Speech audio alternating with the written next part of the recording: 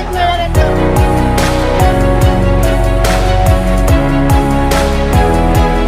आईने किंवा माझ्या पत्नीने किंवा माझ्या मुलीने मला मतदान केलं नाही, मी स्वतःला मतदान केलं नाही, अशा प्रकारचा सगळं। नमस्कार दोस्तों, हम सुबह सवेरे यूं ही नागपुर की सड़कों पर टहलने निकले और इसी दौरान हमने बेहद ध्यान आकर्षित करने वाली सुंदर और खूबसूरत प्रतिकृति को देखा। जी, ये विज्ञान से संबंधित ये प्रतिकृतियां जो है समूचे दीवार पर, ये यूनिवर्सिटी की दीवार है और इससे लगी हुई दीवार पर हमारे बड़े अनुसंधानकर्ता, हमारे देश के महान वैज्ञानिक, उनकी तस्वीरें, उनके पदनाम और उनकी विशेषताओं के साथ ये पूरी दीवार को बेहद सुंदर तरीके से जो है सजाया गया। यहाँ से गुजरने वाले सभी लोग इसे देखकर कहीं ना कहीं खुद को गौरवान्वित महसूस जरूर करते होंगे कि ये हमारे डॉक्टर एपीजे अब्दुल कलाम की यहाँ तस्वीर है, पूर्व राष्ट्रपति तथा मिसाइल मैन जिन्हें कहा जाता है, साथ ही साथ सीवी रमन, डॉक्टर होमी जहांगीर बाबा, सारा भाई से लेकर सभी महान वैज्ञानिक जिन्होंने हमारे समाज को बहुत बड़ा योगदान दिया, इस सब की तस्वीरें बहुत कहीं ना कहीं अपने आप को गौरवान्वित करती है। यहाँ से गुजरने वाले लोग जब इसे देखकर मन में सोचते होंगे और इसी विज्ञान की धारा से और इसी विज्ञान की गोद से एक उपकरण इन दिनों निकल कर आया है, उसको लेकर समाज में काफी कलह और दो भागों में विभाग बटा सा लग रहा है। जी, हम बात कर रहे हैं ईवीएम की। हाल ही में राज्य में चुनाव हुए, एक तरफा जीत जो है महायुति ने हासिल की, उनकी योजनाएं थी बहुत अच्छी, लाडली बहन योजना के साथ साथ किसानों की बात उन्होंने की, रोजगार की बात की, व्यापार में वृद्धि की, टैक्सेशन की भी बात की। इतना ही नहीं, साथ ही साथ देवेंद्र फडणवीस, अजित पवार और एकनाथ शिंदे का इकट्ठा समन्वय जो था वो काफी कारागिर साबित हुआ। राज्य की जनता ने एक तरफा उन्हें मैंडेट दिया। कहीं ना कहीं इस पूरी जीत में संघ की भी बहुत बड़ी भूमिका रही। विश्व हिंदू परिषद के कार्यकर्ता सड़कों पर निकलकर उन्होंने अपने नारे लगा और वोट देने की अपील उन्होंने सारे समाज से की। उसके चलते जो है वोट का प्रमाण बढ़ा, महिलाओं की वोट की संख्या भी बढ़ी और एक महायुति को बड़ी जीत जो है राज्य में दर्ज हुई। हाल ही में अब हो सकता है एक दो दिन में जो है मुख्यमंत्री पद की शपथ भी राज्य में ले ली जाए और सरकार का गठन पूरी तरह से होगा और बिना किसी दबाव के अनियंत्रित सरकार चलेगी, क्योंकि ये जीत इतनी बड़ी है कि इसमें विपक्ष के लिए भी जगह बेहद थोड़ी बची है। जी हाँ, किसी एक विपक्षी दल को भी 29 सीटें एक साथ नहीं मिली कि वो नेता प्रतिपक्ष का जो है वो अपना पद संभाल सके या विरोधी पक्ष की भूमिका में वो आ सके। इतनी बड़ी जीत, एक तरफा जीत जो है महायुति को मिली। अब इसको लेकर जो है विपक्ष ने फिर सवाल दागने शुरू कर दिए कि भाई घोटाला तो ईवीएम में था, ये जीत नहीं है, ये ईवीएम का असर है। और इसी को लेकर अब कांग्रेस अध्यक्ष मल्लिकार्जुन खड़गे ने साफ कह दिया कि हमने जिस तरह भारत जोड़ो यात्रा की थी उसी तरह ईवीएम हटाओ और बैलेट लाओ के लिए हम देश भर में पैदल चलकर यात्रा करेंगे। जी हाँ, ये अपने आप में बड़ी बात है कि एक किंवदंती है, ये हास्यास्पद बात है कि जो दल चुनाव हारता है वो कहीं ना कहीं ये कहता है कि ईवीएम में घोटाला, और वही दल जब चुनाव जीतता है तब वो ईवीएम पर कोई सवाल नहीं उठाता। यही बात चंद्रशेखर बावनकुले ने भी कही कि जब लोकसभा में चुनाव, जब महायुति और महागठबंधन जीतता है तब क्या ईवीएम खराब नहीं थी। तब उन्होंने जो जीत हासिल की हमने उसे माना, अपनी हार को कबूल किया और हमने कुछ नहीं कहा। झारखंड में भी वो पूरी तरह से जीते। अब लेकिन बात करें तो विश्वसनीयता कितनी है, अगर कुछ जो संगणक या कंप्यूटर के जो विशेषज्ञ है वो इस ईवीएम की प्रणाली पर, कार्य प्रणाली पर कुछ सवाल उठा रहे हैं। हाल ही में 2 दिन पहले की बात है कि एल पॉल नामक एक जो याचिकाकर्ता थे, उन्होंने याचिका की सुप्रीम कोर्ट में और उन्होंने साफ तौर पर इस पे कहा कि देश में बैलेट से चुनाव हो, और उनकी इस याचिका को सुप्रीम कोर्ट ने खारिज करते हुए कहा कि नहीं भाई, ये पॉसिबल नहीं है, आप लगातार हारेंगे तो फिर चुनाव ईवीएम प्रक्रिया पर जो है आप सवाल उठाएंगे। तो उन्होंने अपना हलफनामा दिया जिसमें उन्होंने कहा कि 180 आईपीएस, आईएएस तथा रिटायर्ड जजों का समर्थन इस याचिका को कहीं ना कहीं प्राप्त है। तो जो बुद्धिजीवी वर्ग है वो ईवीएम का विरोध भला क्यों कर रहे हैं, फिर भी बहरहाल वो याचिका को पूरी तरह से सुप्रीम कोर्ट ने खारिज कर दिया। जी अब देखिए, राज रेड्डी सर का डब्बाला राज रेड्डी, ये 13 जून 1937 को इन महान वैज्ञानिक का जन्म हमारे भारत में हुआ। भारतीय मूल के अमेरिकी ये वैज्ञानिक है और इन्होंने जो है एआई में, इंटेलिजेंस में, आर्टिफिशियल इंटेलिजेंस में बेहद बड़ा इनका अपने आप में महत्व है। Gandhi institute of technology and knowledge में इन्होंने सुदूर इलाकों के ग्रामीण और आर्थिक रूप से कमजोर जो बच्चे हैं उनकी पढ़ाई के लिए बहुत बड़ी मदद की। अब आर्टिफिशियल इंटेलिजेंस का जमाना है और एक क्लिक पर, एक कमांड पर कुछ भी किया जा सकता है। और जो ईवीएम पर जो सवाल उठाते हैं उनका भी साफ कहना है कि भाई रिमोट से आप घर में बैठकर अपने टीवी के चैनल बदल सकते हैं। मोबाइल के एक क्लिक पर जो है आप घर की लाइट चालू और बंद कर सकते हैं। सॉफ्टवेयर में कुछ भी छेड़खानी की जा सकती है। तो कुछ मुद्दे जो है, कुछ पुणे के, कुछ मुंबई के कुछ लोग हैं जिन्होंने कहीं ना कहीं अपनी एक दलील दी है, कुछ सवाल उठाए हैं।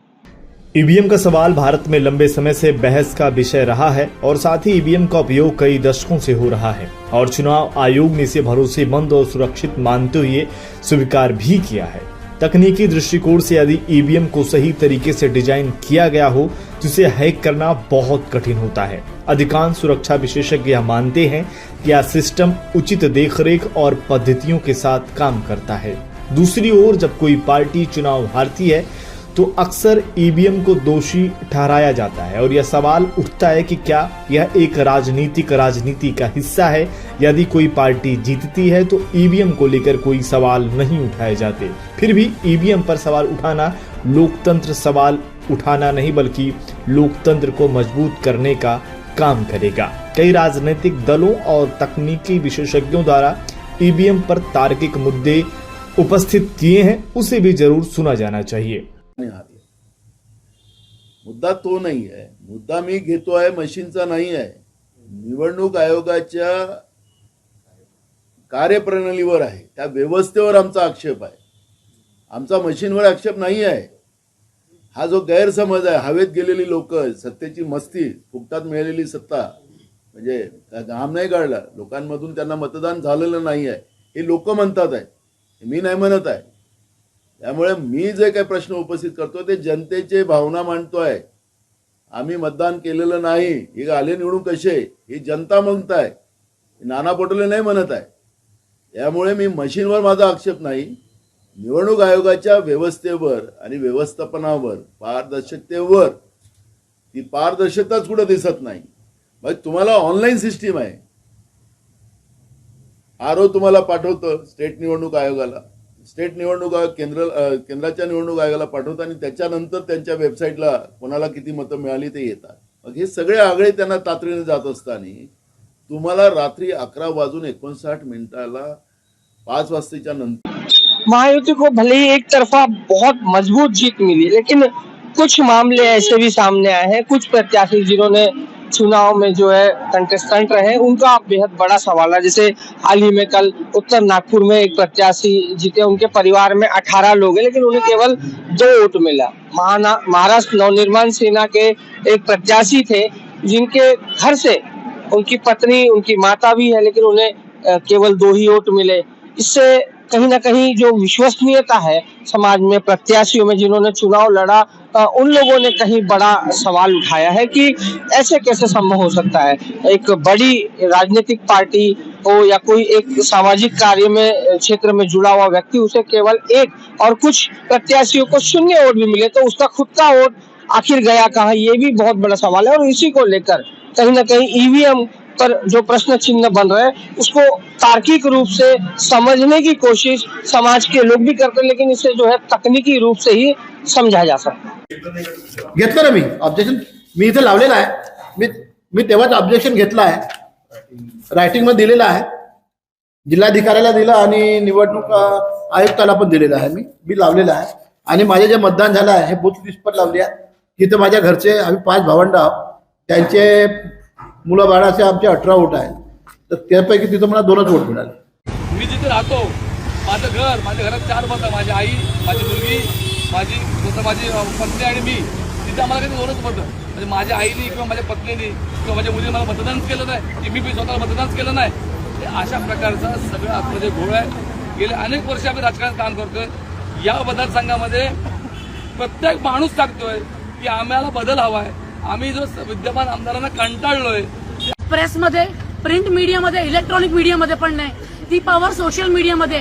Late the people know what is going on here, what is going on with the democracy of India. Let the people know now.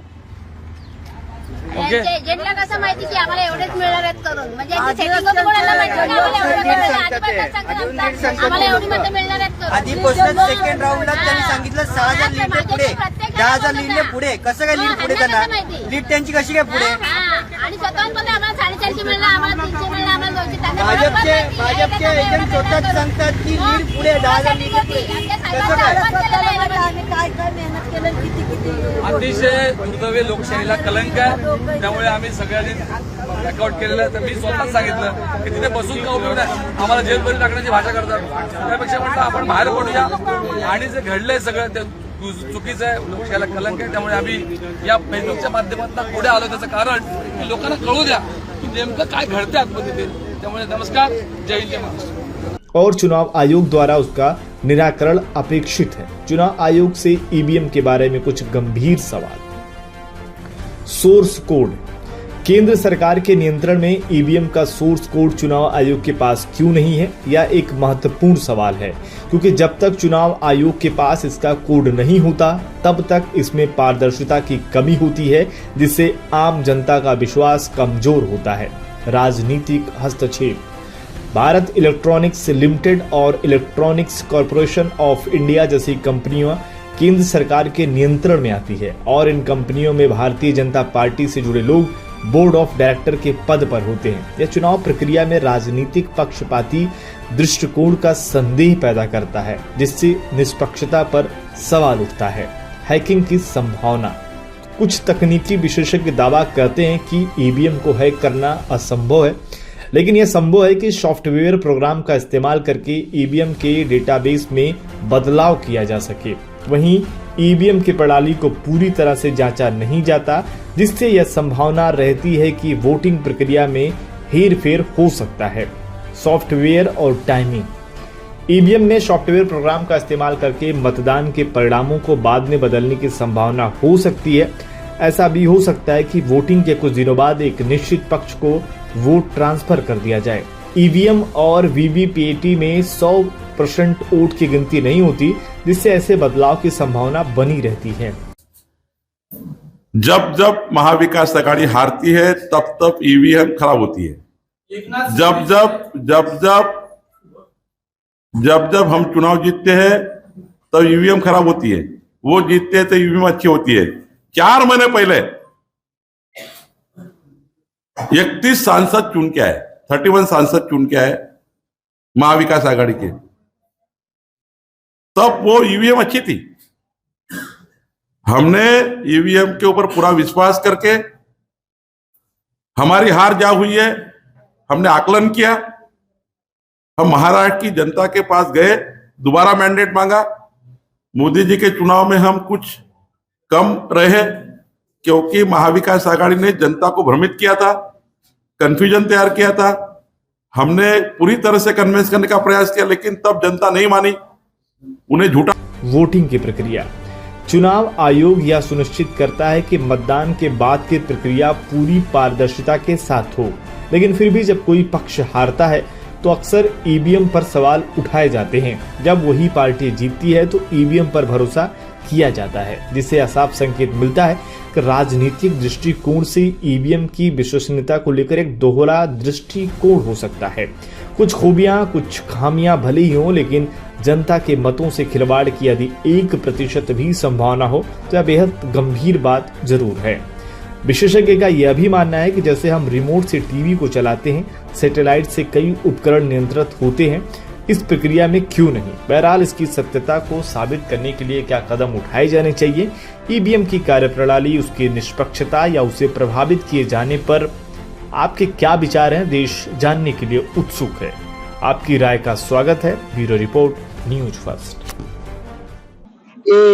EVM की प्रक्रिया पर कुछ सवाल उठते हैं, उसको भी सुनना लगता है कि कहीं ना कहीं जरूरी बहुत है. सीधी सी बात है, इन्होंने सोर्स कोड के, ईवीएम के सोर्स कोड पर जो है सवाल उठाए हैं. उन्होंने कहा है कि ईवीएम का सोर्स कोड केंद्र सरकार के पास ही क्यों है, निर्वाचन आयोग के पास ये क्यों नहीं है? ये जो निर्माण एजेंसी है, ईवीएम बनाने वाली कंपनियां केंद्र सरकार के अधीन क्यों है? बीईएल जैसी कंपनियों में मनसुख भाई सचेरिया जैसे भाजपा के नेता है, साथ ही साथ 4 और भाजपा के नेता है, उनको डायरेक्टर के तौर पर उन्हें क्यों रखा गया? वीवीपैट की पूरी गिनती आखिर क्यों नहीं की जाती? इस तरह के तमाम कुछ सवाल है, वो भी हम आपके सामने रखेंगे। अगर 0.01% भी कहीं एक संभावना है कि आर्टिफिशियल इंटेलिजेंस के थ्रू ईवीएम को कहीं प्रभावित किया जा सकता है, थोड़ा भी उसमें बदलाव किया जा सकता है, जनता ने दिए हुए वोटों पर जो है उलटफेर किया जा सकता है, ये कहीं ना कहीं ये इसको पूरी तरह से नकारा है। केंद्र सरकार ने भी याचिका खारिज कर दी है, लेकिन अब जनता और राजनीतिक दल अगर इस चीज की मांग कर रहे हैं तो क्या यह चुनाव आयोग और केंद्र सरकार के लिए जरूरी नहीं कि इस पूरी जो मन में उठ रही जो शंका कुशंका है उनका पूरी तरह से निवारण किया जाए? कुछ सवाल जो है मुख्य रूप से हम आपको बताते हैं कि कौन से मुख्य सवाल है जो पूरी तरह से तार्किक भी है और विचार करने योग्य भी है। कुछ कमियां जो है जरूर है इस प्रक्रिया में, निर्वाचन आयोग ने उसका निराकरण कर जनता के समक्ष अपना पक्ष रखकर निष्पक्ष प्रणाली से किस तरह से चुनाव हो पाएगा ईवीएम के जरिए, क्योंकि बहुत बड़ी